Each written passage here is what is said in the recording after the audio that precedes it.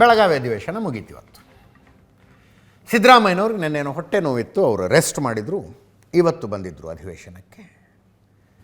ಅಂತಿಮವಾಗಿ ಮಾತಾಡ್ಬೇಕಲ್ಲ ಮುಖ್ಯಮಂತ್ರಿ ಆದಂಥವರು. ಅಲ್ಲಿ ಅಧಿವೇಶನ ಇರೋದು ಉತ್ತರ ಕರ್ನಾಟಕದ ಸಮಸ್ಯೆಗಳ ಚರ್ಚೆಗೆ. ಮತ್ತೆ ಹೇಳೋದಕ್ಕೆ ನಮಗೆ ಕಷ್ಟ ಅನಿಸುತ್ತೆ. ಅವರೇನೋ ಮಾತಾಡ್ತಿದ್ರೆ ಅಂದರೆ ಸಿದ್ದರಾಮಯ್ಯನವ್ರು ಸುಮ್ಮ ಅಂದರು, ಯಾಕೋ ನಿಶಕ್ತಿ ಇತ್ತು, ಬರೋಕ್ಕಾಗಿರಲಿಲ್ಲ ಅಂತ. ಇವರು ಬಿ ಜೆ ಪಿಯವರು, ಜೆ ಡಿ ಎಸ್ನವರು ದೈಹಿಕ ನಿಶಕ್ತಿನ ರಾಜಕೀಯ ನಿಶಕ್ತಿನ ಅಂತ ಹಿಡ್ಕೊಂಡ್ರು. ದೈಹಿಕ ನಿಶಕ್ತಿನ ರಾಜಕೀಯ ನಿಶಕ್ತಿನ ಅಂತೆ ಹಂಗೂ ಹಿಂಗೂ ಮಾಡೋರು ಬಾಯಲ್ಲಿ ಎಳಿಸಿದ್ರಿ. ಮುಂದಿನ ಅವಧಿಗೂ ನಾನೇ ಮುಖ್ಯಮಂತ್ರಿ, ಹೈಕಮಾಂಡ್ ನನ್ನ ಪರ ಇದೆ ಅಂತ ಭಾವಿಸ್ತೀನಿ ಅಂದರು ಸಿದ್ದರಾಮಯ್ಯನವರು. ಒಂದ್ಸಲ ಕೇಳಿಸ್ಕೊಳ್ಳಿ. ಆಗಿದ್ದೀರಿ ಅಂತಂದಾಗ ಅರ್ಧ ಗಂಟೆಲಿ ಮುಗಿಸ್ಬಿಡ್ತೀರಿ ಅಂತ ಅನ್ಕೊಂಡೆ.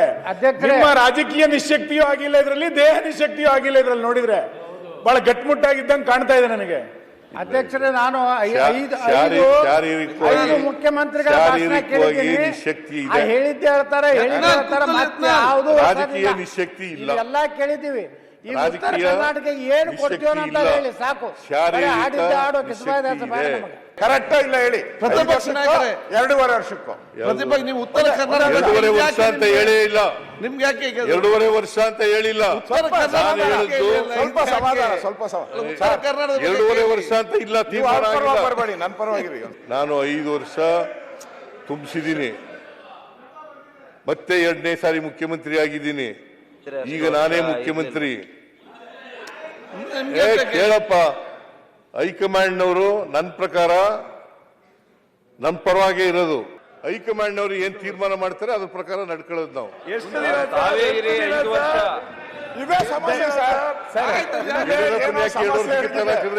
ಇಲ್ಲೇ ಸಮಸ್ಯೆ ಇರೋದು, ಎಲ್ಲೂ ಸಮಸ್ಯೆ ಇಲ್ಲ. ಜಾತಕದಲ್ಲಿ ಸಮಸ್ಯೆ ಇದೆ. ಸಮಸ್ಯೆ ಸರಿ ಇಲ್ಲ, ಜಾತಕನೇ ಸರಿ ಇಲ್ಲ.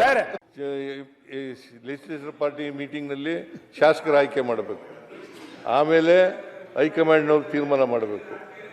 ಹೇಳಿದಿನ ಹೊರತು ನಾನು ಬೇರೆ ಏನು ಹೇಳಿಲ್ಲ. ಈಗಲೂ ನಾನೇ ಮುಖ್ಯಮಂತ್ರಿ, ಹೈಕಮಾಂಡ್ನವ್ರು ತೀರ್ಮಾನ ಮಾಡಿದ್ರು ನಾನೇ ಮುಖ್ಯಮಂತ್ರಿ. ಪ್ರತಿಪಕ್ಷ ನಾಯಕರೇ, 2.5 ವರ್ಷಕ್ಕೂ ಪ್ರತಿಪಕ್ಷ ನೀವು ಉತ್ತರ ಕರ್ನಾಟಕ 2.5 ವರ್ಷ ಅಂತ ಹೇಳೇ ಇಲ್ಲ. ನಿಮ್ಗೆ ಯಾಕೆ 2.5 ವರ್ಷ ಅಂತ ಹೇಳಿಲ್ಲ? ನಾನು ಹೇಳಿದ್ದು ಸ್ವಲ್ಪ ಸಮಾಧಾನ, ಸ್ವಲ್ಪ 2.5 ವರ್ಷ ಅಂತ ಇಲ್ಲ, ತೀರ್ಮಾನ ಬರಬೇಡಿ. ನನ್ನ ಪರವಾಗಿರಿ. ನೀವು 2.5 ವರ್ಷದ ಮುಖ್ಯಮಂತ್ರಿ ಅಂತ ನಾವು ಬಯಸ್ತಾ ಇಲ್ಲ, ವಿರೋಧ ಪಕ್ಷದವರು. ನಿಮ್ಮ ಹೈಕಮಾಂಡ್ ಬಯಸ್ತಾ ಇದ್ರು, ನಿಮ್ ಶಾಸಕರು ಬಯಸ್ತಾ ಇದಾರೋ ಅಂತ.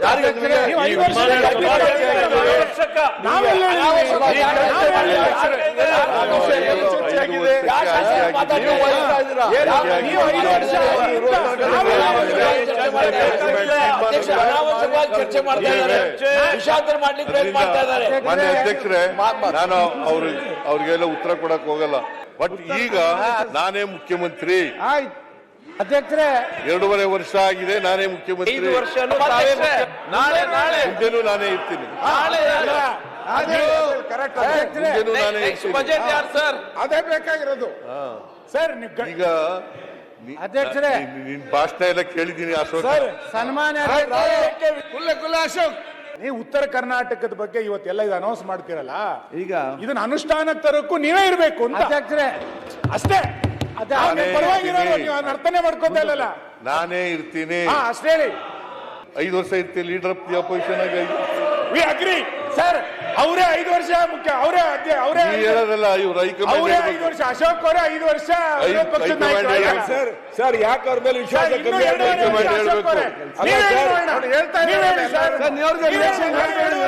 ಮುಖ್ಯಮಂತ್ರಿ ಯಾರು ಹೇಳ್ತಾ ಇಲ್ಲ ಸರ್. ಸಿದ್ದರಾಮಯ್ಯನವರು ಆರಂಭದಲ್ಲಿ ಮಾತಾಡುವಾಗ ಹಿಂದ್ಗಡೆ ಒಂದು ಧ್ವನಿ ಕೇಳಿಸುತ್ತೆ ನೋಡ್ರಿ, ಬಸನಗೌಡ ಪಾಟೀಲ್ ಯತ್ನಾಳರದ್ದು. ಅದು ಆ್ಯಕ್ಚುಲಿ ಪ್ರಶ್ನೆ. ಇವರು ಇದನ್ನೇ ಕೇಳೋದು, ನೀವು ಅದನ್ನೇ ಹೇಳೋದು. ನಮ್ಮ ಕಡೆ ಹೇಳಿದ್ದು ಹೇಳೋ ಕಿಸ್ಬಾಯ್ದಾಸ ಅಂತಾರೆ, ಅದನ್ನು ಹೇಳಿದ್ರು ಅವರು. ಹೇಳಿದ್ದು ಹೇಳೋ ಕಿಸ್ಬಾಯ್ದಾಸ ಅಂತ. ಅದೇ ಆಯಿತು. ಉತ್ತರ ಕರ್ನಾಟಕಕ್ಕೆ ಏನು ಕೊಡ್ತೀರಿ ಹೇಳ್ರಿ ಅಂತ ಕೇಳ್ತಾ ಇದ್ರು ಅವರು. ಎಲ್ರಿಗೂ ಆಸಕ್ತಿ ಇದ್ದದ್ದು ಸಿ ಎಂ ಮುಂದುವರಿತಾರಾ ಇಲ್ವಾ ಅನ್ನೋದರ ಬಗ್ಗೆ. ಇದೆಲ್ಲ ನಡೀತಾ ಇದ್ದಾಗ ಡಿ ಕೆ ಶಿವಕುಮಾರ್ ಅವರು ಅಂಕೋಲಾದಲ್ಲಿದ್ದರು. ಇದೇ ವಿಷಯವನ್ನು ವಿಧಾನ ಪರಿಷತ್ನಲ್ಲೂ ಮಾತಾಡಿದ್ರು. 5 ವರ್ಷ ನಾನೇ ಮುಖ್ಯಮಂತ್ರಿ ಅಂತ, 2.5 ವರ್ಷ ಅಂತ ಹೇಳೇ ಇಲ್ಲ, 2.5 ವರ್ಷ ಅಂತ ತೀರ್ಮಾನನೇ ಆಗಿಲ್ಲ. ಪರಿಷತ್ನಲ್ಲೂ ಇದೇ ವಿಷಯ ಮಾತಾಡೋದು.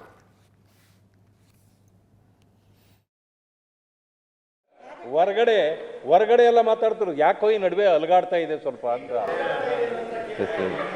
ಈ ನಿಮ್ಮ ಭ್ರಮೆ ಸ್ವಲ್ಪ ನಾಳೆಯಿಂದ ಬಹಳ ಚರ್ಚೆ ರಾಜಕೀಯ ಸರ್, ಅಲಗಾಡಿಸೋರು ನಮ್ಮಲ್ಲಿ ಯಾರು ಇಲ್ಲ.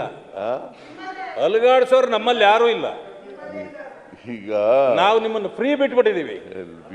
ಅದೇ ಮತ್ತೆ ಇವನ್ನ ಎಕ್ಸ್ಪೆಲ್ ಮಾಡಿದ್ರಿ ಯಾರನ್ನ ಸರ್? ಯತ್ನಾಳ್ ಅವ್ರನ್ನ. ಅದು ನಮ್ಮ ಪಕ್ಷದ ಒಳಗಡೆ ವಿಷಯ. ಅವ್ರು ಯಾಕೆ ಮಾಡಿದ್ರಿ? ಅಲ್ಲ, ಅದು ಪಕ್ಷದ ಒಳಗಡೆ ವಿಷಯ. ಪಕ್ಷದ ಒಳಗಡೆ ಇಲ್ಲಿ ಯಾಕೆ ಮಾಡಿದ್ರಿ? ಹಾಗಾದ್ರೆ ನೀವು ಮಾಡ್ತೀರಾ ಅವ್ರನ್ನ? ನಿಮ್ಮನ್ನ ಅಲಗಾಡಿಸೋರ್ನ ನೀವು ಮಾಡ್ತೀರಾ? ನಾನು ಯಾರು ಅಲುಗಾಡ್ಸಕ್ಕಾಗಲ್ಲ. ಅಲ್ಲ, ಅಲಗಾಡಿಸ್ತಾರೆ. ಕೇಳ್ರಿ ರವಿಕುಮಾರ್ ಕೂತ್ಕೊಳ್ಳಪ್ಪ ಇಲ್ಲಿ. ಯಾರು ಅಲಗಾಡ್ಸಲ್ಲ, ನನಗೆ ಯಾರು ಅಲುಗಾಡ್ಸಕ್ಕಾಗಲ್ಲ. ನಿಮ್ಮಲ್ಲೇ ಅಲಗಾಡಿಸ್ತಾರೆ. ನಾನು ಇದು 2ನೇ ಸಾರಿ ಮುಖ್ಯಮಂತ್ರಿ ಆಗಿರೋದು. ಆಯ್ತು ಸರ್, ಹೇಳಿ ಸರ್. ಒಂದ್ ಸಾರಿ 5 ವರ್ಷ ಸಂಪೂರ್ಣವಾಗಿ ಕಂಪ್ಲೀಟ್ ಮಾಡಿದ್ದೀನಿ. ನಿಮ್ಮಲ್ಲಿ 5 ಜನ 5 ಜನ ಆದ್ರು. ಇವತ್ತು ಉಪಮುಖ್ಯಮಂತ್ರಿಗಳ ಸದನದಲ್ಲಿರಲಿಲ್ಲ. ಅವರು ಗೋಕರ್ಣಕ್ಕೆ ಹೋದರು. ಗೋಕರ್ಣದಲ್ಲಿ ಮಹಾಬಲೇಶನಿಗೆ ಪೂಜೆ ಸಲ್ಲಿಸಿ ಅಲ್ಲಿಂದ ಅಂಕೋಲಾ ತಾಲೂಕಿನ ಇದು ಗೋಕರ್ಣದಲ್ಲಿ ಆತ್ಮಲಿಂಗಕ್ಕೆ ಪೂಜೆ. ಇಲ್ಲಿಂದ ಅಂಕೋಲಾ ತಾಲೂಕಿನ ಆಂದ್ಲೆಗೆ ಬಂದರು. ಅಲ್ಲಿ ಜಗದೀಶ್ವರಿ ದೇವಸ್ಥಾನ, ಜಗನ್ಮಾತೆ ಜಗದೀಶ್ವರಿ ದೇವಸ್ಥಾನಕ್ಕೆ ಬಂದರು. ಈ ದೇವಸ್ಥಾನದ ಐತಿಹ್ಯ ತುಂಬ ಇದೆಯಂತೆ. ಡಿ.ಕೆ. ಶಿವಕುಮಾರ್ ಅವರು ಅರೆಸ್ಟ್ ಆಗಿ ಜೈಲಿನಲ್ಲಿದ್ದಾಗ ಅವರ ಪತ್ನಿ ಬಂದು ಇಲ್ಲಿ ಪೂಜೆ ಮಾಡಿದ್ರಂತೆ, ಹರಕೆ ಕಟ್ಕೊಂಡಿದ್ರಂತೆ, ನನ್ನ ಗಂಡ ಆದಷ್ಟು ಬೇಗ ಹೊರಗೆ ಬರಲಿ ಅಂತ. ಅದಾಗಿ 9 ದಿವಸಕ್ಕೇನೋ ಡಿ.ಕೆ. ಶಿವಕುಮಾರ್ ಅವರು ರಿಲೀಸ್ ಆದರಂತೆ. ಸಹಜ, ಹಿಂಗಾದ್ಮೇಲೆ ಇಂಥದ್ದೊಂದು ದೇವಸ್ಥಾನಕ್ಕೆ ಹೋಗಿದ್ದೆ, ನಾನು ಹರಕೆ ಕಟ್ಕೊಂಡಿದ್ದೆ ಅಂತ ಅವ್ರ ಮನೆಯವರು ಹೇಳಿರ್ತಾರೆ. ಡಿ.ಕೆ. ಶಿವಕುಮಾರ್ ಅವರು ಇಲ್ಲಿ ಬಂದು ಪೂಜೆ ಸಲ್ಲಿಸಿದ್ರು. ಆವಾಗಲೂ ತಮ್ಮ ಇಷ್ಟಾರ್ಥಗಳನ್ನು ಹೇಳ್ಕೊಂಡಿರ್ತಾರೆ. ಒಳ್ಳೆಯದಾಗತ್ತೆ ಅಂತ ದೇವಿಯಿಂದ ಸೂಚನೆ ಬಂದಿತ್ತಂತೆ. ಇಲ್ಲೊಂದೇನು ವಿಶೇಷ ಪದ್ಧತಿ ಇದೆ. ಅದಾದ ಮೇಲೆ ಈಗ ಮತ್ತೆ ಬಂದರು. ಜೈಲಿನಿಂದ ಬಿಡುಗಡೆಯಾದ ನಂತರ ಬಂದಿದ್ದ ಡಿ.ಕೆ. ಶಿವಕುಮಾರ್ ಅವರು ಈಗ ತಮ್ಮ ರಾಜಕಾರಣದ ವಿಶೇಷ ಘಟ್ಟದಲ್ಲಿರುವಾಗ ಬಂದರು. 9 ರೀತಿಯ ಆರತಿ, ಬಲಿ ಸೇವೆ, ಪಟ್ಟೆ ಸೀರೆ ಅರ್ಪಣೆ ಮಾಡಿದ್ರು. ಹೂವು ಹಣ್ಣುಗಳನ್ನು ಅರ್ಪಿಸಿ ವಿಶೇಷ ಪೂಜೆ ಮಾಡಿದ್ರು. 3 ತಾಸೇನೋ ಕೂತ್ಕೊಂಡಿದ್ರಂತೆ ಟೋಟಲ್. ಅದಾದ ಮೇಲೆ ಅಲ್ಲಿ ಏನು ಹಿಂಗಾರ ಮತ್ತು ಹೂವು ಕೊಡುವ ಮೂಲಕ ಪ್ರಸಾದ ಕೇಳುವ ಪದ್ಧತಿ ಇದೆ. ಅದನ್ನು ಕೇಳಿದ್ರಂತೆ. 5 ಪ್ರಶ್ನೆಗಳನ್ನು ಕೇಳಿದ್ರಂತೆ ಡಿ.ಕೆ. ಶಿವಕುಮಾರ್ ಅವರು. 5 ಬಲಗಡೆಯಿಂದ ದೇವಿ ಹೂ ಕೊಟ್ಲಂತೆ. 5 ಪ್ರಶ್ನೆಗಳಿಗೆ. ಇದಾದ ಮೇಲೆ ಹೊರಗಡೆ ಬಂದ ಮೇಲೆ ಮುಖ್ಯಮಂತ್ರಿಗಳು 5 ವರ್ಷ ನಾನೇ CM ಅಂತ ಹೇಳಿದಾರಲ್ಲ ಅಂತ ಕೇಳಿದ್ದಾರೆ ಪತ್ರಕರ್ತರು. ನೋಡಿ, ರಾಜಕಾರಣಿಗಳ ಸಮಸ್ಯೆ ನೋಡಿ ನೀವು. ಎಕ್ಸಾಕ್ಟಾಗಿ ಯಾವ ಕಾಂಟೆಕ್ಸ್ನಲ್ಲಿ ಹೇಳಿದ್ರು, ಹೆಂಗೆ ಹೇಳಿಸಲಾಯಿತು, ಯಾವುದು ಗೊತ್ತಿರೋದಿಲ್ಲ ಅವ್ರಿಗೆ. ಅವ್ರು ಹಿಂಗೆ ಅಂದಿದ್ದಾರೆ, ನೀವೇನಂತೀರಿ ಅಂತ ಕೇಳ್ಬಿಡ್ತಾರೆ. ಇವತ್ತು ಕೂಡ ಸಿದ್ದರಾಮಯ್ಯನವ್ರಿಗೆ ಆ ಮಾತನ್ನು ಹೇಳೋ ಮನಸ್ಸಿತ್ತು ಅಂತ ಅನಿಸೋದಿಲ್ಲ ನನಗೆ. BJPಯವರು JDSನವ್ರು ಆಪರಿ ಮುಗಿಬಿದ್ದು ಇರ್ತಿರೋ ಇಲ್ಲ ಹೇಳಿ ಅಂದರೆ on the floor of the house ಒಬ್ಬ CM ಹೇಳೋದಕ್ಕಾಗತ್ತೇನ್ರಿ? ಇಲ್ಲಪ್ಪ ನಾನು 2.5 ವರ್ಷ ಆದಮೇಲೆ ಇಳಿದ್ಬಿಡ್ತೀನಿ, ಇಲ್ಲ ಪೂರ್ತಿಯಾಗಿ ನಾನು ಅಧಿಕಾರ ನಡೆಸೋದಿಲ್ಲ ಅಂತ ಹೇಳೋಕ್ಕಾಗತ್ತಾ? ಹೌದ್ರಿ, ನಾನೇ ಮುಖ್ಯಮಂತ್ರಿ ಅಂತ ಹೇಳಬೇಕು, ಹೇಳಿದ್ದಾರೆ. ಡಿ.ಕೆ. ಶಿವಕುಮಾರ್ ಅವ್ರ ಹತ್ರ ಬಂದು ಪತ್ರಕರ್ತರು ಕೇಳೋದು, ನಾನೇ ಪೂರ್ತಿ ಅವಧಿಗೆ ಮುಖ್ಯಮಂತ್ರಿ ಅಂತಾರೆ ಸಿದ್ದರಾಮಯ್ಯನವರು, ನೀವೇನಂತೀರಿ ಅಂತ. ಅದಕ್ಕೆ ಅವ್ರದ್ದು ಪ್ರತಿಕ್ರಿಯೆ.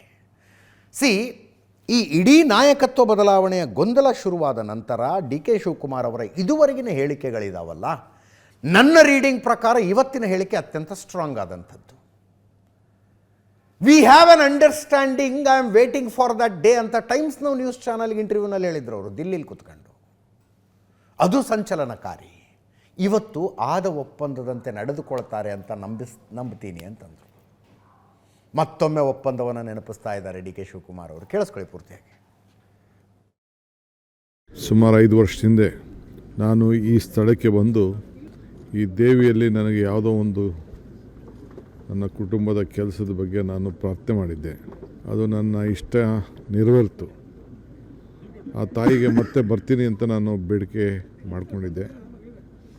ಸೊ ಈ ಸಂದರ್ಭದಲ್ಲಿ ಬಂದು ಭೇಟಿ ಮಾಡಿ ಆ ತಾಯಿಗೆ ನನ್ನ ನಮನವನ್ನು ತಿಳಿಸಿ ಮತ್ತು ಆ ತಾಯಿ ಆಶೀರ್ವಾದವನ್ನು ಮಾಡಿ ಆಶೀರ್ವಾದ ಮಾಡು ತಾಯಿ ನನಗೆ ಅಂತೇಳಿ ಕೇಳ್ಕೊಳ್ಳಿಕ್ಕೆ ಬಂದಿದ್ದೇನೆ.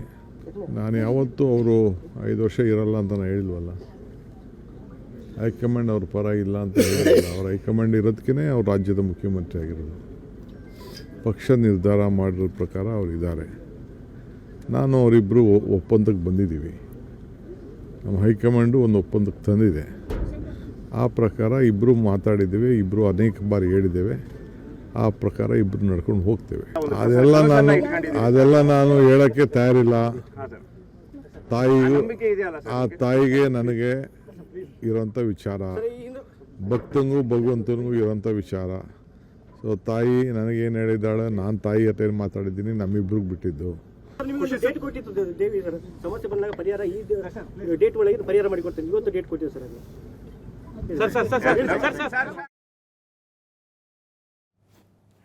ದಿನಾಂಕದ ಬಗೆಗಿನ ಪ್ರಶ್ನೆಗೆ ನಕ್ಕು ಗೋಣ ಅಲ್ಲಾಡಿಸಿ ಹೋಗ್ಬಿಟ್ರು ಡಿ ಕೆ ಶಿವಕುಮಾರ್ ಅವರು. ನಕ್ಕು ಗೋಣ ಅಲ್ಲಾಡಿಸಿ ಹೋಗ್ಬಿಟ್ರು. ನೋಡಿ, ನಾನು ಅವರು ಒಂದು ಒಪ್ಪಂದಕ್ಕೆ ಬಂದಿದ್ದೀವಿ, ಹೈಕಮಾಂಡ್ ಜೊತೆ ಮಾತುಕತೆ ನಡೆಸಿ ಒಂದು ನಿರ್ಧಾರಕ್ಕೆ ಬಂದಿದ್ದೀವಿ, ನಮ್ಮಲ್ಲಿ ಒಪ್ಪಂದ ಆಗಿದೆ, ಅದರಂಗೆ ನಡ್ಕೊಳ್ತೀವಿ.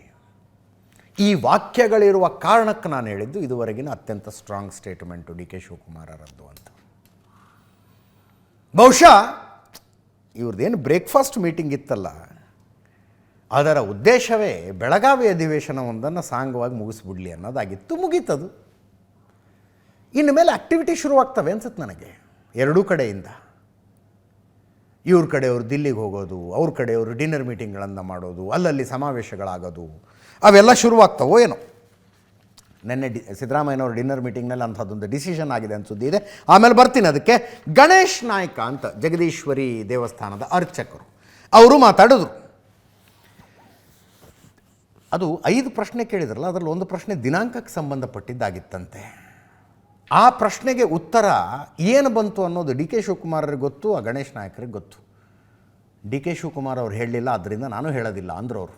ಇನ್ನು 1 ತಿಂಗಳಲ್ಲಿ ಮತ್ತೊಮ್ಮೆ ಡಿ ಕೆ ಶಿವಕುಮಾರ್ ಅವರು ಇಲ್ಲಿ ಬಂದು ದೊಡ್ಡ ಪೂಜೆ ಮಾಡ್ತಾರೆ ಅಂತ ಹೇಳಿದ್ರು. ದೊಡ್ಡ ಪೂಜೆ ಅಂದರೆ 1 ತಿಂಗಳಲ್ಲಿ ಅವರ ಆಸೆ ನೆರವೇರುತ್ತೆ ಅಂತ ಹೇಳಿದ್ದವರು ಗಣೇಶ್ ನಾಯ್ಕ ಅವರು.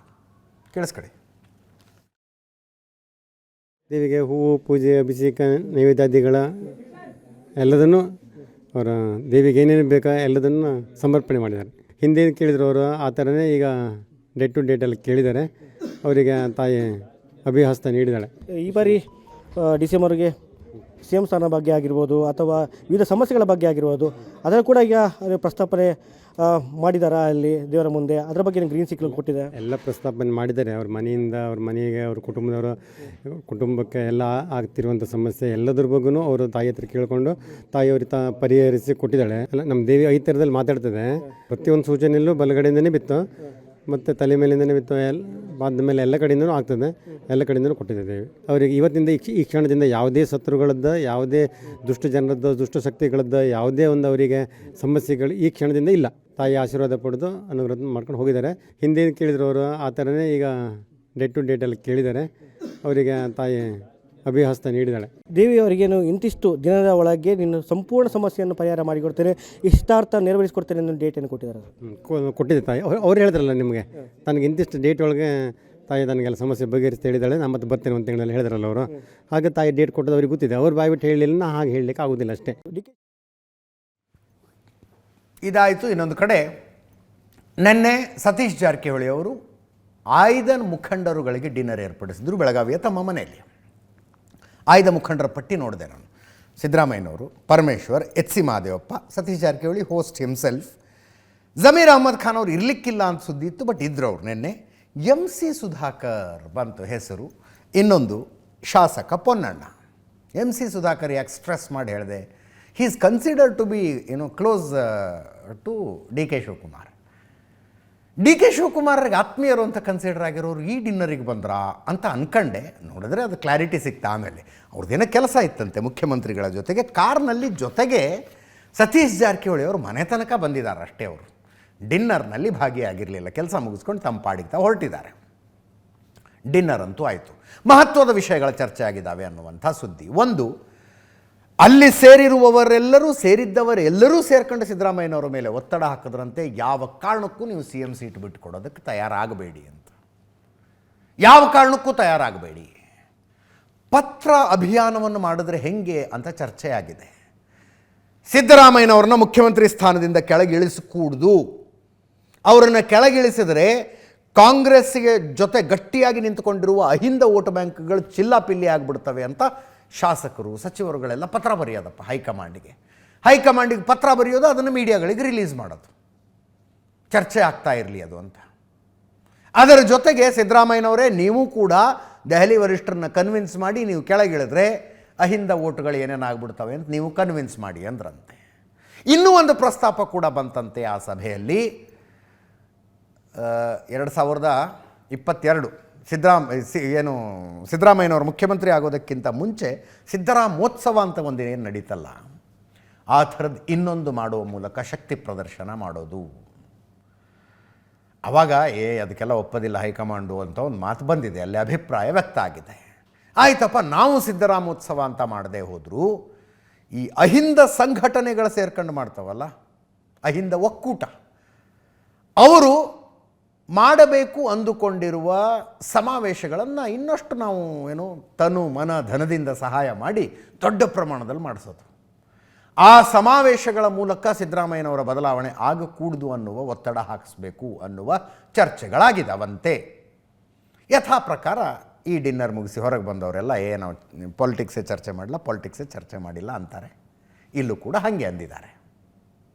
ಕೇಳಿಸ್ಕೊಳ್ಳಿ. ಹೇಳ್ಬೋದು, ಅದಕ್ಕೆ ಮುಂದುವರೆದು ಹೇಳ್ಬೋದು. ಅಲ್ಲಿ ಕೂಡ ಸಾಕಷ್ಟು ಸರಿ ಕೂಡಿದ್ದೀವಿ, ಮತ್ತು ಬೆಂಗಳೂರಲ್ಲಿ ಹೋಗಿ ಕೂಡ್ಬೋದು, ಅದೇನು ಹೊಸದೇನು. ಕೆಲವೇ ಜನ ಆಯ್ದ ಸಚಿವರು ಮಾತ್ರ ನಿನ್ನೆ ಸೇರಿದೆ ಅಷ್ಟೇ. ಪಕ್ಷ ಗಟ್ಟಿಯಾಗಿರಬೇಕು, 28ರಲ್ಲಿ ಮತ್ತೆ ಬರಬೇಕು ಅನ್ನೋದು ಅಷ್ಟೇ. ಇಲ್ಲ, ಅದ್ರ ಬಗ್ಗೆ ನಮ್ದು ಯಾವುದೇ ಚರ್ಚೆ ಆಗಿಲ್ಲ. ಇಲ್ಲ ಅಂತ ಯಾವುದೂ ಇಲ್ಲ. ಈಗಾಗಲೇ ಹೇಳಿದ್ರಲ್ಲ, CM ಅವರೇನು ಹೇಳಿದ್ರಂತ ಒಳಗಡೆ 5 ವರ್ಷ ಇರ್ತು ಅಂತ ಹೇಳಿದಾರಂತ ಹೇಳಿದ ಮ್ಯಾಗ ಮತ್ತೆ ನಾವು ಚರ್ಚೆ ಮಾಡೋದು ಅವಶ್ಯಕತೆ ಇಲ್ಲ. ಸಂಪೂರ್ಣ ನೀರಾಗ ಮಾಡೋದು ಒಳ್ಳೆಯದು. ಚೀಫ್ ಮಿನಿಸ್ಟರ್ ಅವರು ಬರೀ ಒಂದು ಸ್ವಲ್ಪ ಸೂಪ್ ಕುಡ್ಬಿಟ್ಟು ಹೊರಟೋದ್ರು, ಯಾಕಂದರೆ ಅವ್ರಿಗೆ ಆರೋಗ್ಯ ಕೂಡ ಸರಿ ಇರಲಿಲ್ಲ. ಅದು ಬಿಟ್ಟರೆ ಯಾವುದೇ ರೀತಿಯಾದಂಥ ರಾಜಕಾರಣ ಚರ್ಚೆ ಆಗಲಿಲ್ಲ.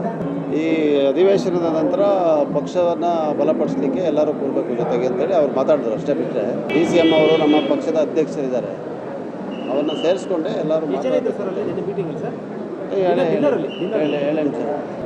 ಇದನ್ನು ಚರ್ಚೆ ಆಗಲಿಲ್ಲ, ರಾಜಕೀಯನೂ ಚರ್ಚೆ ಆಗಲಿಲ್ಲ, ಸರ್ಕಾರದ ವಿಚಾರನೂ ಚರ್ಚೆ ಆಗಲಿಲ್ಲ. ಕೊನೆಗೆ ಮುಖ್ಯಮಂತ್ರಿಗಳು ರಿಪ್ಲೈ ಇದೆಯಲ್ಲ ಇವತ್ತು, ಅದಕ್ಕೆ ಅವ್ರು ಬೇಗ ಹೋದರು. ಮಾಡಲಿ, ಸಂತೋಷ. ಊಟ ಮಾಡೋದು ಬೇಡ ಅಂತ ಹೇಳಕ್ ಬರ್ತದ. ನನಗೆ ಯಾಕೆ ಅದೆಲ್ಲ, ಈಗ ಬರ್ತಾರೆ, ಊಟ ಮಾಡ್ತಾರೆ, ಈ ಹೊರಗಡೆಯಿಂದ ಬಂದಿದ್ದೀವಿ, ಎಲ್ಲ ಸೇರಿದ್ರು ತಪ್ಪೇನಿದೆ. ಪಕ್ಕದ ದೇಶ ಬಾಂಗ್ಲಾದೇಶದ ಸುದ್ದಿ. ಲಾಸ್ಟ್ ಇಯರ್ ಜುಲೈನಲ್ಲಿ ಬಾಂಗ್ಲಾದೇಶ ಹೆಂಗೆ ಹೊತ್ಕೊಂಡು ಉರಿತು ಅನ್ನೋದನ್ನು ನೀವು ನೋಡಿದ್ರಿ. ಅಲ್ಲಿ ಶೇಖ್ ಹಸೀನಾ ಸರ್ಕಾರದ ವಿರುದ್ಧ, ಆಕೆಯ ಪಕ್ಷ ಆವಾಮಿ ಲೀಗ್ ವಿರುದ್ಧ ಹುಡುಗರು ಬೀದಿಗಿಳಿದ್ರು. ಅದು ರಿಸರ್ವೇಷನ್ಗೆ ಸಂಬಂಧಪಟ್ಟಂಥ ಗಲಾಟೆ ಆಗಿತ್ತು. ಗಲಾಟೆ ಆಗಿ ಹುಡುಗರು ಸತ್ತು, ಗುಂಡು ಹಾರಿಸಿ, ಕೊನೆಗೆ ಪರಿಸ್ಥಿತಿ ಎಲ್ಲಿಗೆ ಬಂತು ಅಂದರೆ ಶೇಖ್ ಹಸೀನಾ ದೇಶಭ್ರಷ್ಟರಾಗಿ ಭಾರತಕ್ಕೆ ಹೆಲಿಕಾಪ್ಟರ್ ಹತ್ಕೊಂಡು ಬರೋ ಪರಿಸ್ಥಿತಿ ಬಂತು. ಅದು ಒಂದು ತುಂಬ ವ್ಯವಸ್ಥಿತವಾಗಿ ಆಯೋಜಿಸಲಾಗಿದ್ದ ದಂಗೆ. ಅದು ಆ ದಂಗೆಗೆ ಒಂದಷ್ಟು ಜನ ನಾಯಕರುಗಳಿದ್ದರು. ಆ ನಾಯಕರುಗಳ ಪೈಕಿ ಅತ್ಯಂತ ಪ್ರಾಮಿನೆಂಟ್ ನಾಯಕ ಅನ್ನಿಸಿಕೊಂಡಿದ್ದಾತ ಶರೀಫ್ ಒಸ್ಮಾನ್ ಹಾದಿ ಅಂತ. ಶರೀಫ್ ಒಸ್ಮಾನ್ ಹಾದಿ ಅದಾದ ಮೇಲೆ ದಂಗೆ ಆಯಿತು. ಶೇಖ್ ಹಸೀನಾ ದೇಶಭ್ರಷ್ಟರಾಗಿ ಓಡಿ ಭಾರತಕ್ಕೆ ಬಂದರು. ಅಲ್ಲಿ ಮೊಹಮ್ಮದ್ ಯೂನುಸ್ ಅವರ ನೇತೃತ್ವದಲ್ಲಿ ಒಂದು ಹಂಗಾಮಿ ಸರ್ಕಾರ ಅಂತ ರಚನೆ ಆಯಿತು. Now he is running the show. Election ಆಗಬೇಕು, ನೆಕ್ಸ್ಟ್ ಇಯರ್ ಫೆಬ್ರವರಿಲಿ ಎಲೆಕ್ಷನ್. ದಂಗೆಯ ನೇತೃತ್ವ ವಹಿಸಿದ ಶರೀಫ್ ಒಸ್ಮಾನ್ ಹಾದಿ ಹಿ ಟರ್ನ್ಡ್ ಇಂಟು ಪೊಲಿಟಿಷಿಯನ್. 32 ವರ್ಷ ವಯಸ್ಸು. ಒಂದು ಪೊಲಿಟಿಕಲ್ ಸಂಘಟನೆ ಕಟ್ತಾರೋ, ಇಂಕ್ವಿಲಾಬ್ ಮಂಚ್ ಅಂತ. ಆಗಸ್ಟ್ 13, 2024 ಭಾಳ ಜನಪ್ರಿಯ ನಾಯಕನಾಗಿ ಬೆಳೆದುಬಿಟ್ಟ ಈ ಮನುಷ್ಯ. ಜನಪ್ರಿಯ ನಾಯಕನಾಗಿ ಬೆಳೆಯೋದಕ್ಕೆ ಸದ್ಯದ ರಿಕ್ವೈರ್ಮೆಂಟು ಬಾಂಗ್ಲಾದೇಶದಲ್ಲಿ ಒಂದು ಶೇಖ್ ಹಸೀನಾ ವಿರುದ್ಧ ಮಾತಾಡು, ಇನ್ನೊಂದು ಭಾರತದ ವಿರುದ್ಧ ಮಾತಾಡು ಅಂತ. ಹಂಗೆ ಮಾಡಿಕೊಂಡು ಎಲೆಕ್ಷನ್ನಲ್ಲಿ ಎಲೆಕ್ಷನ್ ಗೆಲ್ಲಬಹುದಾದ ಕ್ಯಾಂಡಿಡೇಟ್ಗಳ ಪೈಕಿ ಢಾಕಾ 8 ಅನ್ನುವ ಕಾನ್ಸ್ಟಿಟ್ಯೂಯೆನ್ಸಿ ಇದೆ, ಅಲ್ಲಿ ನಿಲ್ಲದು ಶರೀಫ್ ಒಸ್ಮಾನ್ ಹಾದಿ ಅಂತ ಪ್ರಚಾರ ಎಲ್ಲ ಶುರುವಾಗಿತ್ತು. ಈ ಮನುಷ್ಯ ಮೊನ್ನೆ ಡಿಸೆಂಬರ್ 12ನೇ ತಾರೀಕು ಗ್ರೇಟರ್ ಬಾಂಗ್ಲಾ ಅಂತ ಒಂದು ಸೋಷಿಯಲ್ ಮೀಡಿಯಾಗೆ ಒಂದು ಪೋಸ್ಟ್ ಮಾಡ್ತಾನೆ. ಗ್ರೇಟರ್ ಬಾಂಗ್ಲಾ ಅಂದ್ರೇನು? ಈಗಿರುವ ಬಾಂಗ್ಲಾದೇಶ. ನಮ್ಮಲ್ಲಿ ಕೆಲವರು ಅಖಂಡ ಭಾರತ ಅಂತ ಮಾತಾಡ್ತಾರೆ ನೋಡಿ, ಹಾಗೆ ಗ್ರೇಟರ್ ಬಾಂಗ್ಲಾ ಅಂದರೆ ಈಗಿರುವ ಬಾಂಗ್ಲಾದೇಶ, ಪಶ್ಚಿಮ ಬಂಗಾಳ ಮತ್ತು ಈಶಾನ್ಯ ಭಾರತದ ಎಲ್ಲ 7 ರಾಜ್ಯಗಳು ಸೇರಿಸಿ ಒಂದು ದೇಶ ಮಾಡೋದು. ಆ ದೇಶ ಇಸ್ಲಾಮಿಕ್ ಆಡಳಿತಕ್ಕೆ ಒಳಪಡಬೇಕು ಅಂತ. ಇವ್ರ ಲೆಕ್ಕಾಚಾರದಲ್ಲಿ ಭಾರತ ಅಂತ ಉಳಿದುಕೊಳ್ಳಬೇಕಾದದ್ದು ಲಾಸ್ಟಿಗೆ ಅಲ್ಲಿ ಕೇಸರಿ ಕಾಣಿಸುತ್ತೆ ನೋಡಿ, ಕಲರ್ ಅಷ್ಟೇ. ಒಸ್ಮಾನ್ ಹಾದಿ ಅದು ಪೋಸ್ಟ್ ಇದು. ಕೆಳಗಡೆ ದ್ರಾವಿಡ ದೇಶ ಆಗಿಬಿಡುತ್ತೆ, ಅಂದರೆ ಕರ್ನಾಟಕವೂ ಸೇರಿದಂತೆ ನೋಡಿ, ಅಲ್ಲಿ ಅವ್ರ ಪೋಸ್ಟ್ ಹೇಳುತ್ತೆ. ಕೆಳಗಡೆ ಎದ್ದು ದ್ರಾವಿಡ ದೇಶವಾಗಿ ಒಡೆದು ಹೋಗ್ಬೇಕು. ಗ್ರೇಟರ್ ಬಾಂಗ್ಲಾ, ಈ ಕನಸನ್ನು ನನಸು ಮಾಡಿಕೊಳ್ಳುವುದಕ್ಕೆ ಬನ್ನಿ ಅಂತ ಒಂದು ಪೋಸ್ಟ್ ಮಾಡಿ, ಜನಪ್ರಿಯ ನಾಯಕ ಬಟ್ ಜನಸಾಮಾನ್ಯರಂತೆ ಇದ್ದಂಥ ನಾಯಕ ಆಟೋದಲ್ಲಿ ಹೋಗ್ತಾ ಇರುವಾಗ ಯಾರೋ ಇಬ್ಬರು ಬೈಕಲ್ಲಿ ಬಂದು ಗುಂಡು ಹೊಡೆದ್ಬಿಟ್ರು. ಅಪರಿಚಿತ ಬಂದೂಕುಧಾರಿಗಳು ಗುಂಡು ಹೊಡೆದ್ಬಿಟ್ರು. ಇದೆ CCTV ಫುಟೇಜ್. ಅದು ಆಟೋ, ಅದು ಬಾಂಗ್ಲಾದೇಶದ ಆಟೋ. ಹೋಗ್ತಾ ಇರುವಾಗ ಸೈಡಲ್ಲಿ ಬಂದು ಗುಂಡು ಹೊಡೆದಿತ್ತು, ತಲೆಗೆ ಬಿದ್ದುಬಿಟ್ಟಿತ್ತು ಗುಂಡು, ಗಂಭೀರ ಗಾಯ. ಹಾಸ್ಪಿಟ್ಲಿಗೆ ಶಿಫ್ಟ್ ಮಾಡಿದ್ರು, ಇನಿಷಿಯಲ್ ಟ್ರೀಟ್ಮೆಂಟ್ ಕೊಟ್ಟರು. ಮೊದಲು ಢಾಕಾ ಮೆಡಿಕಲ್ ಕಾಲೇಜಿಗೆ ಶಿಫ್ಟ್ ಮಾಡಿದ್ರು. ಅಲ್ಲಿಲ್ಲ, ಭಾಳ ಸೀರಿಯಸ್ ಇದೆ ಅಂದಿದ್ದಕ್ಕೆ, ಇಲ್ಲಿ ತಲೆಗೆ ಗುಂಡು ಬಿದ್ದಾಗ ಕರ್ಕೊಂಡು ಹೋಗ್ತಾ ಇರೋದು, ಅದು ಬಹಳ ಸೀರಿಯಸ್ ಇದೆ ಅಂದಿದ್ದಕ್ಕೆ ಎವರ್ ಕೇರ್ ಹಾಸ್ಪಿಟ್ಲಿಗೆ ಶಿಫ್ಟ್ ಮಾಡಿದ್ರು. ಅಲ್ಲಿನ ಡಾಕ್ಟರ್ಸ್ ಹೇಳಿದ್ರು ಏನೂ ಮಾಡೋದಕ್ಕಾಗೋದಿಲ್ಲ, ಮೆದುಳಿಗೆ ಹೋಗ್ಬಿಟ್ಟಿದೆ ಗುಂಡು ಅಂತ. ಸೀದಾ ಸಿಂಗಪುರ್ಗೆ ಏರ್ ಲಿಫ್ಟ್ ಮಾಡಿದ್ರು. SGH hospital Singapore. ಅಲ್ಲೂ ಕೂಡ ಡಾಕ್ಟರ್ ಏನೂ ಮಾಡೋದಕ್ಕಾಗದೆ ನೆನ್ನೆ ಶರೀಫ್ ಒಸ್ಮಾನ್ ಹಾದಿ ಸತ್ರು ಅಂತ ಅನೌನ್ಸ್ ಆಯಿತು, ಡಿಕ್ಲೇರ್ಡ್ ಡೆಡ್. ಆ ಸುದ್ದಿ ಬಂದ ನಂತರ ಬಾಂಗ್ಲಾದೇಶ ಮತ್ತೊಮ್ಮೆ ಹೊತ್ಕೊಂಡೂರಿತಾ ಇದೆ. 2024 ಜುಲೈನಲ್ಲಿ ಯಾವ್ಯಾವ ದೃಶ್ಯಗಳನ್ನು ನಾವು ನೋಡಿದ್ವೋ ಅದೇ ದೃಶ್ಯಗಳ ಮತ್ತೆ. ಆವಾಮಿ ಲೀಗ್ ಪೊಲಿಟಿಕಲ್ ಪಾರ್ಟಿಯ ಕಚೇರಿಗಳನ್ನು ಉಳಿಸ್ತಾ ಇಲ್ಲ ಜನ. ಆವಾಮಿ ಲೀಗ್ ಶೇಖ್ ಹಸೀನಾರ ಪಕ್ಷ, ಅದು ಭಾರತದ ಪರವಾಗಿದೆ ಅಂತ ಆರೋಪ ಇವ್ರದ್ದು. ಪತ್ರಿಕಾ ಕಚೇರಿಗಳಿಗೆ ನುಗ್ಗಿದ್ದಾರೆ, 2 ಪೇಪರ್ ಕಚೇರಿಗಳು.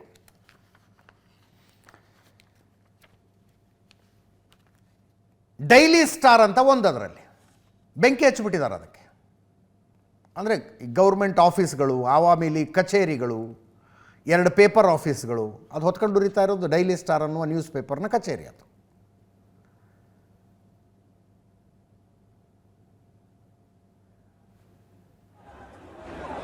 ಇವರ ಆರೋಪ ಏನು? ಒಂದು, ಭಾರತ ಇದನ್ನು ಮಾಡಿಸಿದೆ ಅಂತ. ತನ್ನ ವಿರುದ್ಧ ಯಾರು ಬಾಂಗ್ಲಾದೇಶದಲ್ಲಿ ಒಂದು ಆಂದೋಲನವನ್ನು, ಜನಾಂದೋಲನವನ್ನು ಕಟ್ಟಿದ್ನೋ ಆತನನ್ನು ಭಾರತ ಕೊಲ್ಲಿಸ್ತು ಅಂತ ಕೆಲವರ ಆರೋಪ ಅದು.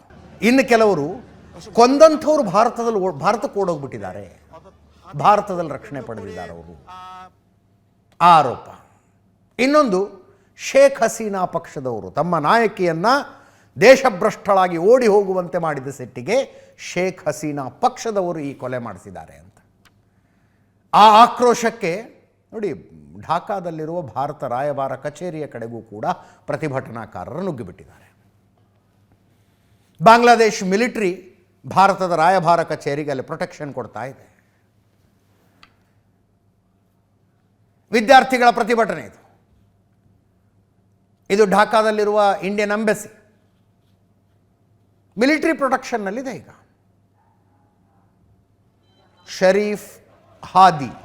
ಶರೀಫ್ ಒಸ್ಮಾನ್ ಹಾದಿಯ ಕೊಲೆಯ ಕಾರಣಕ್ಕೆ ನಾಳೆ ಬಾಡಿ ತಗೊಂಡು ಬರ್ತಾರೆ. ಢಾಕಾಕ್ಕೆ ಬಾಡಿ ಬರುತ್ತೆ. ಮಾಣಿಕ್ ಮಿಯಾ ಅವೆನ್ಯೂದಲ್ಲಿ ಅಲ್ಲಿ ನಮಾಜೆ ಜನಾಜ ಮಾಡ್ತಾರೆ, ಆ ನಂತರ ಅಂತ್ಯ ಸಂಸ್ಕಾರ ನಡೆಯುತ್ತೆ.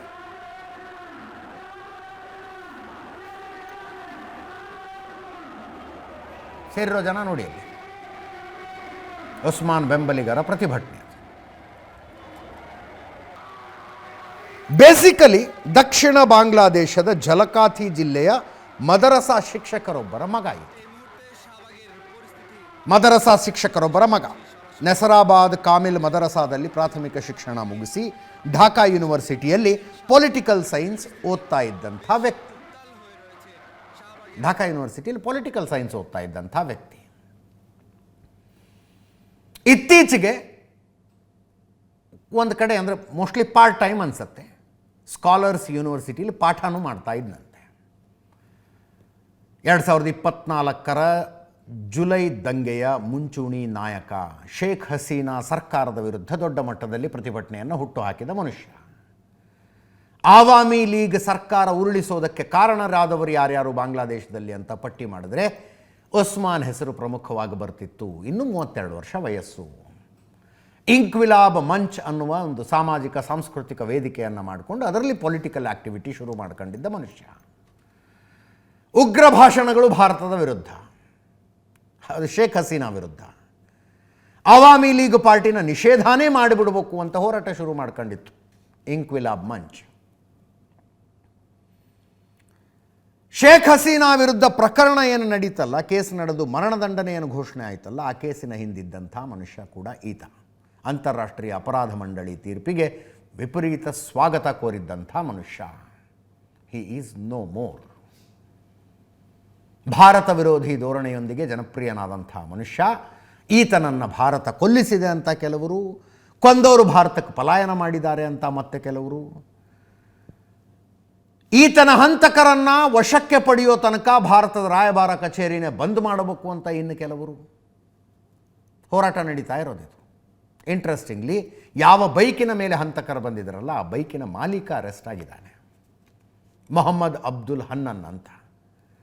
ಆತನನ್ನು ಪೊಲೀಸರು ವಶಕ್ಕೆ ಹೇಳಿದ್ರು. 7 ದಿವಸ ಕಸ್ಟಡಿ ಕೊಡಿ ಅಂತ ಕೋರ್ಟ್ನವರು 3 ದಿವಸ ಕಸ್ಟಡಿ ಕೊಟ್ಟಿದ್ದಾರಂತೆ. ಈ ಗುಂಡು ಹಾರಿಸಿದ ಹಂತಕರು ಕೂಡ ಯಾರು ಅನ್ನೋದು ಗೊತ್ತಾಗಿದೆ ಅಂತಾರೆ ಪೊಲೀಸರು. ಫೈಸಲ್ ಕರೀಂ ಮಸೂದ್ ಅಂತ ಒಬ್ಬ, ಆಲಂಗೀರ್ ಹುಸೇನ್ ಅಂತ ಇನ್ನೊಬ್ಬ. ಅವರ ಹಿಂದೆ ಭಾರತ ಇದೆ ಅಂತ ಇವ್ರದ್ದು ಆರೋಪ. ಇವರ ಸುಳಿವು ಕೊಟ್ಟವರಿಗೆ 50 ಲಕ್ಷ ರೂಪಾಯಿ ಬಹುಮಾನವನ್ನು ಬಾಂಗ್ಲಾದೇಶ ಸರ್ಕಾರ ಘೋಷಣೆ ಮಾಡಿದೆ. ಮೊಹಮ್ಮದ್ ಯೂನುಸ್ ಮನವಿ ಮಾಡಿಕೊಳ್ತಾ ಇದ್ದಾರೆ, ಹಂತಕರನ್ನ ಎಲ್ಲಿದ್ದರೂ ಬಿಡೋದಿಲ್ಲ, ಅರೆಸ್ಟ್ ಮಾಡ್ತೀವಿ, ಜನ ಶಾಂತಿ ಕಾಪಾಡಬೇಕು ಅಂತ. Muhammad Yunus economist, basically Nobel award winner, ಈಗ ಬಾಂಗ್ಲಾದೇಶದ ಹಂಗಾಮಿ ಸರ್ಕಾರದ ನಾಯಕತ್ವ ವಹಿಸಿರುವ ಮನುಷ್ಯ. ಈ ಘಟನೆ ನಡೆದ ತಕ್ಷಣ ಏಕಾಏಕಿ ಇಂಡಿಯನ್ ಹೈಕಮಿಷನರ್ ಹತ್ರ ನುಗ್ಗಿದಾರಲ್ಲ, ಏನು ಮಾಡಬೇಕು, ಇಂಡಿಯನ್ ಹೈಕಮಿಷನ್ಗೂ ಇದಕ್ಕೂ ಏನು ಸಂಬಂಧ ಅಂತ ಕೇಳ್ತಾ ಇದ್ದಾರೆ ಅವರು. ಭಾರತ ವಿದೇಶಾಂಗ ಇಲಾಖೆ ಅಧಿಕೃತ ಹೇಳಿಕೆಯೊಂದಿದೆ. ಮಧ್ಯಂತರ ಸರ್ಕಾರ ಇತ್ತೀಚಿನ ಕೆಲ ಘಟನೆಗಳ ಬಗ್ಗೆ ಸಮಗ್ರ ತನಿಖೆ ನಡೆಸಿಲ್ಲ. ಭಾರತ ಬಾಂಗ್ಲಾ ಜನರೊಂದಿಗೆ ನಿಕಟ ಸ್ನೇಹಪರ ಸಂಬಂಧ ಹೊಂದಿದೆ.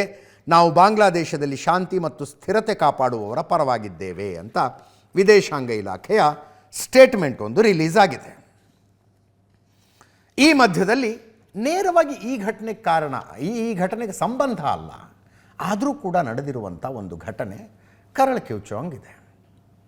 ಮತ್ತೆ ಅಲ್ಲಿ ಹಿಂದೂಗಳ ಮನೆಗಳು ಟಾರ್ಗೆಟ್ ಆಗ್ತಾ ಇದ್ದಾವೆ, ದೇವಸ್ಥಾನಗಳ ಟಾರ್ಗೆಟ್ ಆಗ್ತಾ ಇದ್ದಾವೆ. ಅಲ್ಲೊಂದು ಹಿಸ್ಟಾರಿಕಲ್ ಬಂಗಾಳಿ ಕಲಾಭವನ ಇದೆ, ಅದನ್ನು ಪೂರ್ತಿ ಧ್ವಂಸ ಮಾಡಿಬಿಟ್ರು. ಇನ್ನೊಬ್ಬ ವ್ಯಕ್ತಿ ಇಸ್ಲಾಮಿಗೆ ಅಪಮಾನ ಮಾಡ್ದ ಅಂತ ಹಿಡಿದು ಬಡಿದು ಮರಕ್ಕೆ ಕಟ್ಟಿ ಹಾಕಿ ಪೆಟ್ರೋಲ್ ಸುರಿದು ಬೆಂಕಿ ಇಟ್ಬಿಟ್ರು. ಆತನಿಗೆ ಪೆಟ್ರೋಲ್ ಸುರಿದು ಬೆಂಕಿ ಇಟ್ಬಿಟ್ರು. ಮೈಮನ್ ಸಿಂಗ್ ಜಿಲ್ಲೆ, ಆ ಜಿಲ್ಲೆಯಲ್ಲಿ ಒಂದು ಫ್ಯಾಕ್ಟ್ರಿಯಲ್ಲಿ ಕೆಲಸ ಮಾಡ್ತಾ ಇದ್ದ ದೀಪು ಚಂದ್ರಹಾಸ್ ಅಂತ ಹೆಸರು.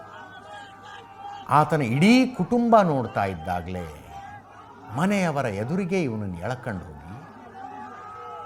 ಹೊಡೆದು ಜೀವಂತ ಸುಟ್ಟುಬಿಟ್ರು. 1 ವರ್ಷದ ಮಗ ಇದ್ದಂತೆ, ಆ ಮಗನೂ ಎಳ್ಕೊಂಡು ಹೋಗ್ತಾ ಇದ್ರು, ಏನೋ ಬಚಾವಾಗಿದ್ದಲ್ಲ.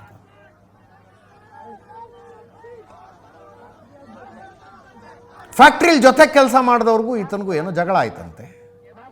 ಇವನು ಜಗಳಾಡುವಾಗ ನಮ್ಮ ಧರ್ಮ ಬೈದ ಅಂತ ಜೊತೆಗಿದ್ದವರು ಕಂಪ್ಲೇಂಟ್ ಮಾಡಿದ್ದಾರೆ. ಅವ್ರ ಕಂಪ್ಲೇಂಟ್ ಅಷ್ಟೇ. ಕೇಂದ್ರ ಸರ್ಕಾರ ನರೇಗಾ ಯೋಜನೆಗಿದ್ದಂಥ ಮಹಾತ್ಮ ಗಾಂಧಿಯವರ ಹೆಸರನ್ನು ತೆಗೆದು ಅದನ್ನು VBG ರಾಮ್ಜಿ ಅಂತ ಚೇಂಜ್ ಮಾಡ್ತು. ವಿಪಕ್ಷಗಳು ಅದನ್ನು ಘನಘೋರವಾಗಿ ವಿರೋಧಿಸ್ತಾ ಇದ್ದಾವೆ. ಆದರೆ NDA ಹತ್ರ ನಂಬರ್ಸ್ ಇದೆ. ಲೋಕಸಭೆಯಲ್ಲೂ ಪಾಸಾಯಿತು, ರಾಜ್ಯಸಭೆಯಲ್ಲೂ ಪಾಸಾಯಿತು, ಎರಡು ಕಡೆ ಪಾಸಾಯಿತು. ಅಂದರೆ ಕಾನೂನು ಆಗೋದಕ್ಕೆ ಇನ್ನೇನು ಅಡೆತಡೆ ಇಲ್ಲ ಅದಕ್ಕೆ ಅಂತ. ಮಲ್ಲಿಕಾರ್ಜುನ ಖರ್ಗೆ ಅವರು ಮಾತಾಡಿದ್ರು, ಹೆಂಗೆ 3 ಕೃಷಿ ಕಾನೂನುಗಳನ್ನು ವಾಪಸ್ ತೆಗೆದುಕೊಳ್ಳಬೇಕಾದ ಅನಿವಾರ್ಯತೆ ಕೇಂದ್ರ ಸರ್ಕಾರಕ್ಕೆ ಬಂತೋ ಹಾಗೆ ಇದನ್ನು ಕೂಡ ವಾಪಸ್ ತೆಗೆದುಕೊಳ್ಳಬೇಕಾದ ಅನಿವಾರ್ಯತೆ ಬರುತ್ತೆ. ಅಂಥ ದೊಡ್ಡ ಪ್ರತಿಭಟನೆ ಮಾಡ್ತೀವಿ ನಾವು ಅಂತ, ಅಂಥ ದೊಡ್ಡ ಪ್ರತಿಭಟನೆ ಮಾಡ್ತೀವಿ ಅಂತಿದ್ದಾರೆ. ಜನ ರಸ್ತೆಗಳನ್ನು ತಡೆದು ಪ್ರತಿಭಟಿಸಿ ಗುಂಡೇಟಿನಿಂದ ಗಾಯಗೊಂಡು ಸಾಯುವಂಥ ಆಂದೋಲನವನ್ನು ನೋಡೋದಕ್ಕೆ ನೀವು ಬಯಸ್ತೀರಾ ಅಂತ ಕೇಂದ್ರ ಸರ್ಕಾರವನ್ನು ಕೇಳಿದ್ರು. ಅಂಥ ಆಂದೋಲನವನ್ನು ನೋಡೋದಕ್ಕೆ ನೀವು ಬಯಸ್ತೀರಾ? ಆವಾಗ ಮಾತ್ರ ಈ ಕಾನೂನನ್ನು ವಾಪಸ್ ತಗೋತೀರಾ? ಜನ ಬೀದಿಗಿಳಿತಾರೆ, ಗುಂಡುಗಳನ್ನು ಎದುರಿಸ್ತಾರೆ. ಆದರೆ ಈ ಕಾನೂನನ್ನು ಯಾವತ್ತೂ ಬೆಂಬಲಿಸೋದಿಲ್ಲ. ನಾವು ಹೋರಾಟ ಮುಂದುವರಿಸ್ತೀವಿ ಅಂದರು ಮಲ್ಲಿಕಾರ್ಜುನ ಖರ್ಗೆ ಅವರು. ಕೇಳಿಸ್ಕೊಳ್ಳಿ. और गरीबों के लिए करुणा दिखाते हैं, वो इस मनरेगा को बर्बाद कर सकते हैं। आपका कोई ना कोई मजबूरी है जो काम कर रहे हैं। आपको कल के दिन ऐसा ही एक समय आएगा जिस ढंग से आप 3 कृषि काले कानून को वापिस लिए, तो ऐसा एजिटेशन आपको चाहिए कि लोग आपको गड़बड़ करने से, रास्ते बंद होने से, गोलियां खाने से यही पसंद है। उसी वक्त अगर आप ये करते हैं तो लोग मजबूरन रास्ते पे आएंगे, सड़क पे आएंगे, गोलियां भी खाएंगे, लेकिन इस कानून को सपोर्ट कभी नहीं करेंगे और हम लड़ते रहेंगे। और ಇನ್ನು ಆಮ್ ಆದ್ಮಿ ಪಕ್ಷದ ಸಂಸದ ಸಂಜಯ್ ಸಿಂಗ್ ಅವರು ಹೇಳಿದಂಥ ಒಂದು ಮಾತು, ಅಂದರೆ ನಾನು ಹೇಳ್ತಾ ಇರೋದು ಅಂತ ಹೇಳಲಿಲ್ಲ, ಅವರು ವಾಜಪೇಯಿ ಹೇಳಿದರು ಅಂತ ಹೇಳಿತ್ತು. ಸಂಜಯ್ ಸಿಂಗ್ ಆಮ್ ಆದ್ಮಿ ಪಕ್ಷದ ಸಂಸದರು. ವಾಜಪೇಯಿ ಅವರನ್ನು ಯಾವುದೋ ಒಬ್ಬ ಸಂಸದ ಕೇಳಿದ್ರಂತೆ, ಯಾಕೆ ರಾಮನ ಪೂಜೆ ಮಾಡ್ತೀರಿ? ನನ್ನ ಹೆಸರಿನಲ್ಲೂ ರಾಮ ಇದ್ದಾನೆ, ನನ್ನನ್ನು ಪೂಜೆ ಮಾಡಿ ನೋಡೋಣ ಅಂದ್ರಂತೆ. ಅದಕ್ಕೆ ವಾಜಪೇಯಿ ಅವರು ರಾಮನ ಹೆಸರೇನ್ರಿ ಹರಾಮ್ನಲ್ಲೂ ಇದೆ ಅಂದಿದ್ರಂತಂದ್ರೆ, ಹರಾಮ್ ಶಬ್ದದಲ್ಲೂ ರಾಮ ಇದ್ದಾನಪ್ಪ, ಹೆಸರಿನಲ್ಲ ನಾವು ಪೂಜೆ ಮಾಡೋದು, ಆದರ್ಶಗಳನ್ನು ಅಂತ ಅಟಲ್ ಬಿಹಾರಿ ವಾಜಪೇಯಿ ಅವರು ಹೇಳಿದ್ರಂತೆ. ಅದನ್ನ ಕೇಳಿಸ್ಕೊಳ್ಳಿ ಒಂದ್ಸಲ. मैं शिवराज सिंह जी चौहान कृषि मंत्री जी को अटल जी के एक घटना से याद दिलाना चाहता हूं राम के नाम का महत्व। एक उनके प्रतिद्वंदी ने बयान दिया, माननीय राजनीतिक प्रतिद्वंदी ने, उस प्रतिद्वंदी ने कहा अगर अटल जी को पूजा करनी है तो मेरी पूजा क्यों नहीं करते, मेरे नाम में भी राम लिखा हुआ है। अटल जी ने उसको जवाब दिया, राम हमारे लिए मर्यादा के प्रतीक हैं, राम हमारे लिए आदर्श हैं, राम हमारे लिए आराध्य हैं, राम हमारे लिए देवतुल्य हैं। अरे राम वो हैं जो पिता का वचन निभाने के लिए 14 वर्ष तक वनवास में रहे। राम वो हैं जिसने लंका का नाश किया। और राम चरित्र का नाम है, राम मर्यादा का नाम है, राम आदर्श का नाम है। राम के नाम में चरित्र होना चाहिए, वरना तो हराम में भी राम लिखा हुआ है, वरना तो हराम में भी राम लिखा हुआ है।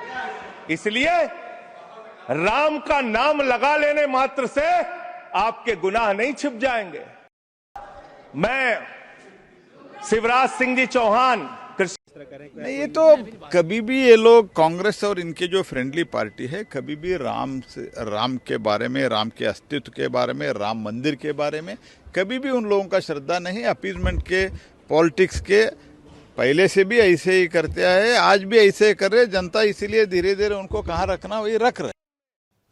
ಈ ಮಧ್ಯದಲ್ಲಿ ಚುನಾವಣೆಯ ಹೊಸ್ತಿಲಲ್ಲಿರುವ ಪಶ್ಚಿಮ ಬಂಗಾಳದಲ್ಲಿ ತೃಣಮೂಲ ಕಾಂಗ್ರೆಸ್ಸಿನ ನಾಯಕರೊಬ್ಬರ ವಿಡಿಯೋ, ಮದನ್ ಮಿತ್ರ ಅಂತ MLA ಅವರು, ತೃಣಮೂಲ ಕಾಂಗ್ರೆಸ್ಸಿನ MLA ಅವರೊಬ್ಬರದು ಒಂದು ವಿಡಿಯೋ ವೈರಲ್ ಆಗ್ತಾ ಇದೆ, ರಾಮ ಹಿಂದೂನೇ ಅಲ್ಲ ಅಂತ. ಅದಕ್ಕೆ ಕೊಡೋ ಲಾಜಿಕ್ ಏನು? ಹಿಂದೂಗಳಾಗಿರುವ ನಮ್ಮೆಲ್ರಿಗೂ ಸರ್ನೇಮ್ ಇದೆ, ರಾಮನ ಸರ್ನೇಮ್ ಏನು ಅಂತ ಕೇಳ್ತಾರೆ ಈ ಮನುಷ್ಯ. ರಾಮನ ಸರ್ನೇಮ್ ಏನು ಅಂತ. ಈ ಸರ್ನೇಮ್ಗೂ ಹಿಂದುತ್ವವಾಗಿರೋದಕ್ಕೂ ಅದು ಏನು ಸಂಬಂಧ ನನಗೂ ಬಗೆಹರಿತಿಲ್ಲ ಇದು. ಅವರೊಂದು ಸಲ ಬಿ ಜೆ ಪಿಯ ದೊಡ್ಡ ನಾಯಕರನ್ನು ಕೇಳಿದ್ರಂತೆ, ರಾಮ ಮುಸ್ಲಿಮು ಅಂತ ಹೇಳಿದ್ರಂತವ್ರು. ಯಾಕೆ ಅಂತ ಕೇಳಿದ್ದಕ್ಕೆ, ನನಗೆ ನಿಮಗೆ ಎಲ್ಲರಿಗೂ ಸರ್ನೇಮ್ ಇದ್ದಾವೆ, ರಾಮನ ಸರ್ನೇಮ್ ಏನು ಅಂತ ಕೇಳಿದ್ರಂತೆ. ಇದರದ್ದು ತರ್ಕ ಏನಾದರೂ ಇದ್ದರೆ ಹೇಳಿ ನೀವು ನನಗೆ. ಮುಸ್ಲಿಮರಿಗೆ ಸರ್ನೇಮ್ಗಳಿಲ್ವಾ? ಮುಸ್ಲಿಮರಿಗೆ ಸರ್ನೇಮ್ ಇಲ್ವೇನ್ರಿ? ಅವ್ರದ್ದು ಬರೀ ಹೆಸರು ಮಾತ್ರ ಇರುತ್ತಾ? ಹುಚ್ಚರ ಆಟ ಇದು. ಅದೊಂದು ವಿಡಿಯೋ ವೈರಲ್ ಆಗ್ತಾ ಇದೆ. ಇದು ಹಳೆ ವಿಡಿಯೋ, ಈ ಟೈಮ್ನಲ್ಲಿ ಬಿಡ್ತಿದ್ದಾರೆ ಅಂತ ಮದನ್ ಮಿತ್ರ TMC ಶಾಸಕರದೊಂದು ಸ್ಪಷ್ಟೀಕರಣ ಇದೆ. ಪಶ್ಚಿಮ ಬಂಗಾಳದಲ್ಲಿ SIR ಆಯಿತು. ಅದರಲ್ಲಿ 67 ಲಕ್ಷ ಮತದಾರರನ್ನ ಕೈಬಿಡಲಾಗಿದೆ. ಅದಕ್ಕಿಂತಲೂ ದೊಡ್ಡ ಹೊಡೆತ ತಮಿಳುನಾಡಿನಲ್ಲಿ. ಭಾರೀ ವಿರೋಧದ ನಡುವೆಯೂ ಚುನಾವಣಾ ಆಯೋಗ SIR ಪ್ರಕ್ರಿಯೆಯನ್ನು ತಮಿಳುನಾಡಿನಲ್ಲಿ ಮಾಡಿ ಮುಗಿಸಿ ಡ್ರಾಫ್ಟ್ ವೋಟರ್ ಲಿಸ್ಟ್ ಬಿಡುಗಡೆ ಮಾಡಿದೆ. ಎಷ್ಟು ವೋಟರ್ಸ್ ಡಿಲೀಟ್ ಆದ್ರಂತೆ? 97,37,000. 97,37,000, ಹತ್ತತ್ರ 1 ಕೋಟಿ ಹೆಸರುಗಳನ್ನು ಮತದಾರರ ಪಟ್ಟಿಯಿಂದ ಡಿಲೀಟ್ ಮಾಡಿದೆ ಚುನಾವಣಾ ಆಯೋಗ. ನೆನಪಿರಲಿ, ಇದು ಡ್ರಾಫ್ಟ್. ಇದರಲ್ಲಿ ಡಿಲೀಟ್ ಆಗಿರುವ ಮತದಾರರು ಅವರು ಸತ್ತಿಲ್ಲ, ಎಲ್ಲೂ ಶಿಫ್ಟ್ ಆಗಿಲ್ಲ, ಅವರ ಹೆಸರು ಕೇವಲ ಒಂದೇ ಕಡೆ ಒಂದೇ ವೋಟರ್ ಲಿಸ್ಟಲ್ಲಿ ಇತ್ತು ಅನ್ನೋದಿದ್ದರೆ ಮತ್ತೆ ಚುನಾವಣಾ ಆಯೋಗಕ್ಕೆ ಅಪ್ಲಿಕೇಶನ್ ಹಾಕಿ ಮತ್ತೆ ಹೆಸರು ಸೇರಿಸಿಕೊಳ್ಳಬಹುದು. ಆದರೆ ತುಂಬ ಏನಾಗೋದಿಲ್ಲ ಅದು. ಬಿಹಾರದಲ್ಲಿ ನಾವು ನೋಡಿದ್ದೀವಿ, 8 ಜನ ಬಂದರು, ಅನ್ಯಾಯವಾಗಿ ನಮ್ಮ ಹೆಸರು ಡಿಲೀಟ್ ಮಾಡಿಬಿಟ್ಟಿದ್ದೀರಿ ಅಂತ 8 ಜನ ಬಂದರು.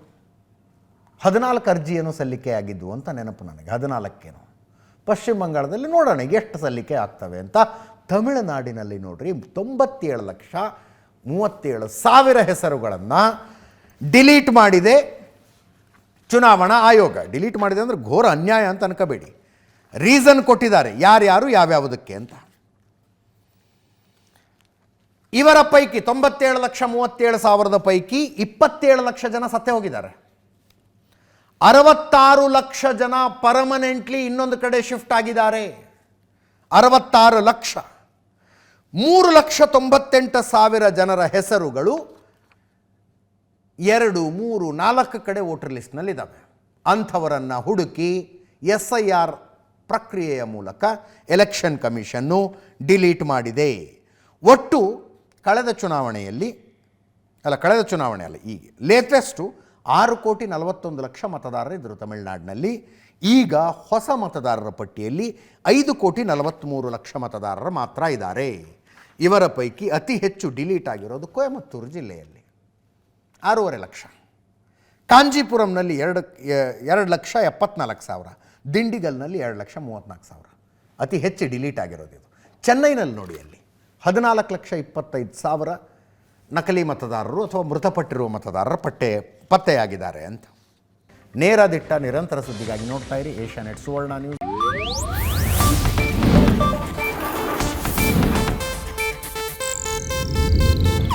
ಇದು ಏಷ್ಯಾನೆಟ್ ನ್ಯೂಸ್ ನೆಟ್ವರ್ಕ್ ಪ್ರಸ್ತುತಿ.